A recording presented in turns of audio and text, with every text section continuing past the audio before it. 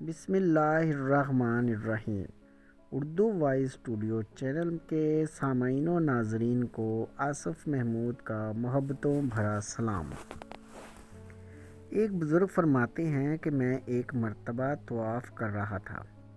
میں نے ایک لڑکی کو دیکھا، اس کے کندھے پر ایک کمسن بچہ بیٹھا ہوا ہے اور وہ یہ دعا کر رہی ہے، اے کریم اے کریم، تیرا گزرا ہوا زمانہ کیسا موجب شکر ہے۔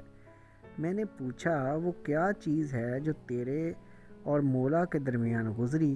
کہنے لگی کہ میں ایک مرتبہ کشتی پر سوار تھی اور تاجروں کی ایک جماعت میرے ساتھ تھی۔ طوفانی ہوا ایسے زور سے آئی کہ کشتی غرق ہو گئی اور سب کے سب ہلاک ہو گئے۔ میں اور یہ بچہ ایک تختے پر رہ گئے، ایک اور حبشی آدمی دوسرے تخت پر۔ ہم تینوں کے سوا کوئی بھی اس میں نہ بچا۔ جب صبح ہوئی تو اس نے مجھے دیکھا اور پانی کو ہٹاتا میرے تخت کے پاس پہنچ گیا، اور جب اس کا تخت میرے تخت کے ساتھ مل گیا تو وہ بھی میرے تخت پر آ گیا اور مجھ سے بری بات کی خواہش کرنے لگا۔ میں نے کہا، اللہ سے ڈر، ہم کس مصیبت میں مبتلا ہیں؟ اس سے خلاصی اس کی بندگی سے بھی مشکل ہو رہی ہے۔ اس کا گناہ ایسی حالت میں کیسے کریں؟ کہنے لگا، ان باتوں کو چھوڑ، خدا کی قسم یہ کام ہو کر رہے گا۔ یہ بچہ میری گود میں سو رہا تھا۔ اس نے چپکے سے ایک چٹکی اس کو بھر لی، جس سے وہ ایک دم رونے لگا۔ میں نے کہا، ذرا ٹھہر جا، میں اس کو سلا لوں، پھر جو مقدر میں ہوگا وہ ہو جائے گا۔ اس حبشی نے اس بچے کی طرف ہاتھ بڑھا کر دھکا دیا اور اس بچے کو سمندر میں پھینک دیا۔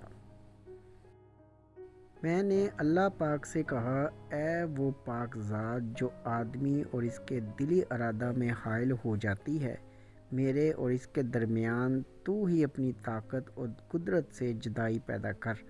اللہ پاک تو ہر چیز پر قادر ہے۔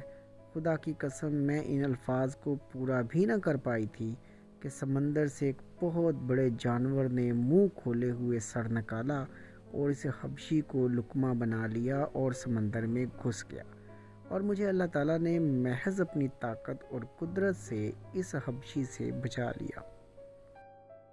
وہ ہر چیز پر قادر ہے، پاک ہے، اس کی بڑی شان ہے۔ اس کے بعد سمندر کی موجوں نے میرے تخت کو ایک جزیرے کے کنارے پر لے گئی۔ میں وہاں اتری اور یہ سوچتی رہی کہ یہاں گھاس کھاتی رہوں گی، پانی پیتی رہوں گی، جب تک اللہ تعالیٰ کوئی سہولت کی صورت پیدا نہ کرے۔ اس کی مدد سے کوئی صورت ہو سکتی ہے۔ 4 دن مجھے اس جزیرے پر گزر گئے۔ 5ویں دن ایک بڑی کشتی سمندر میں چلتی ہوئی مجھے نظر آئی۔ میں نے ایک ٹیلے پر چڑھ کر اس کشتی کی طرف اشارہ کیا اور کپڑا جو میرے اوپر تھا اسے خوب ہلایا۔ اس میں سے 3 آدمی ایک چھوٹی سی ناؤ پر بیٹھ کر میرے پاس آئے۔ میں اس کے ساتھ اس ناؤ پر بیٹھ کر اس کشتی پہ پہنچی تو میرا وہ بچہ جس کو حبشی نے سمندر میں پھینک دیا تھا، اس میں سے ایک آدمی کے پاس تھا۔ میں اس کو دیکھ کر اس پر گر پڑی۔ میں نے اسے چوما اور گلے لگایا۔ میں نے کہا، یہ میرا بچہ ہے، یہ میرے جگر کا پارا ہے۔ کشتی والے کہنے لگے، تو پاگل ہے، تیری عقل ماری گئی ہے؟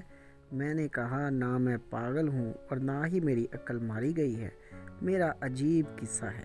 پھر میں نے اپنی سرگزشت سنائی۔ یہ ماجرا سن کر سب نے حیرت سے سر جھکا لیا اور کہنے لگے، تو نے بڑی حیرت کی بات سنائی ہے، اور اب ہم تجھے ایسی بات سنائیں گے جس سے تجھے تعجب ہوگا۔ اور پھر ان لوگوں نے اپنی کہانی کچھ اس طرح سے سنائی۔ ہم اس کشتی پر بڑے مزے سے چل رہے تھے اور ہوا بھی موافق تھی۔ اتنے میں ایک جانور سمندر کے پانی کے اوپر آیا۔ اس کی پشت پر یہ بچہ تھا اور ایک غیبی آواز ہم نے سنی، اگر اس بچے کو اس کی پشت پر سے اٹھا کر اپنے ساتھ نہ لیا تو تمہاری کشتی ڈبو دی جائے گی۔ ہم میں سے ایک شخص اٹھا اور اس بچے کو اس کی پشت سے اٹھا لیا اور جانور پانی کے اندر چلا گیا۔ اور اب ہم سب یہ عہد کرتے ہیں کہ آج کے بعد اللہ تعالی ہمیں کبھی بھی کسی گناہ میں نہ دیکھے گا۔ اس کے بعد ہم سب نے توبہ کی۔ وہ پاک ذات کتنی مہربان ہے، بندوں کے احوال کی خبر رکھنے والی ذات ہے، بہترین احسانات کرنے والی ہے۔ وہ پاک ذات مصیبت زدوں کو مصیبت کے وقت مدد کو پہنچنے والی ہے۔ ایک طرف یہ عورت جس کے اعمال صالحہ اور اللہ پر یقین کامل نے اسے اور اس کے بچے کو کس طرح حفاظت کی، اور آج ہمارے اعمال کے سمندر کے باہر رہتے ہوئے کبھی سیلاب، کبھی طوفان تو کبھی کرونا جیسی وبا ہمیں پریشان کیے ہوئے ہے۔ باوجود اس کے کہ ہم یہ سوچنے سے قاصر ہیں کہ یہ سب کیوں ہے، ہمیں چاہیے کہ ہم اپنا احتساب کریں، اللہ سے معافی مانگیں، توبہ کریں، تاکہ اللہ تعالی ہمیں مشکلات سے نجات فرمائے۔ اللہ تعالی ہم سب کو صراط مستقیم پر چلنے کی توفیق عطا فرمائے۔ آمین ثم آمین۔ دعا میں یاد رکھیے گا۔ اللہ حافظ۔